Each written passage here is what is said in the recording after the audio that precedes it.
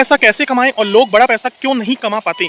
समझिए, क्योंकि जो लोग हैं वो ज़्यादातर सर्विसेज को यूज़ करके उन्होंने अपनी लाइफ को इतना ज़्यादा कंफर्टेबल बना लिया है। जैसे कि आज के टाइम पे चैट जीपीटी का लोग प्रॉम्प्ट देते हैं और इमेज बनकर रेडी हो जाती है। सो लोग पूरी तरीके से चैट जीपीटी पे डिपेंड हो चुके हैं। लोग मतलब कि और कुछ सोचना ही नहीं चाहते। लेकिन जिसने चैट जीपीटी को बनाया, अब सोचो कि उसके पीछे कितना रिसर्च लगा होगा, कितने आइडियाज़ लगे होंगे, कितना फेलियर लगा होगा और तब जाके इस एप्लीकेशन का फॉर्मेशन हुआ। सोचो कि आज इंडिया में ही नहीं, आउट ऑफ इंडिया और जितने भी ग्लोबली लोग रहते हैं सब उस एप्लीकेशन को यूज़ कर रहे हैं। सोचो कि जिसने चैट जीपीटी को फॉर्म किया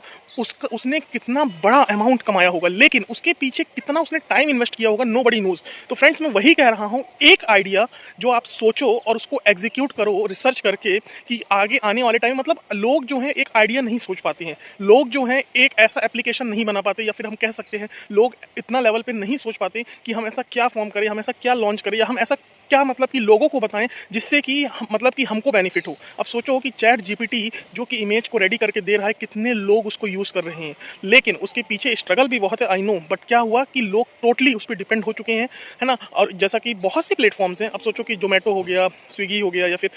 ओयो रूम्स हो गए, तो इन्होंने क्या किया है, कुछ नहीं किया है फ्रेंड्स। पूरा जो इनका मतलब कि एप्लीकेशन है वो ई सर्वर पे बेसिस है,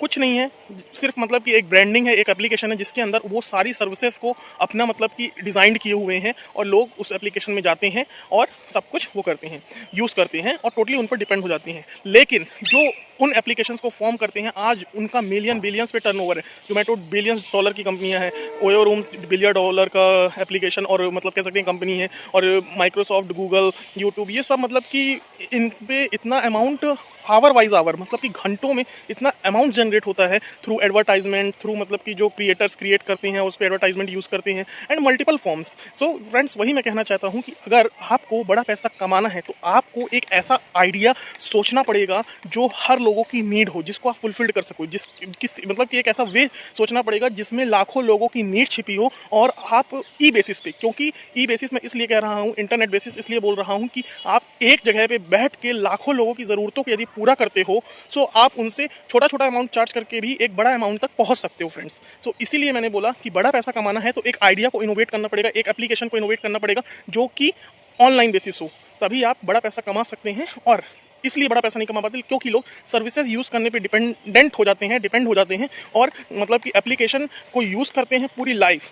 और उसका चार्ज पे करती रहती हैं। सो फ्रेंड्स, इसीलिए मैं कह रहा हूँ कि हमेशा जो है एक आइडिया इनोवेशन के लिए मेहनत करो, ताकि लोगों की डिमांड फुलफिल कर सको ई बेसिस में, ताकि आप जहाँ पर हो वहीं पास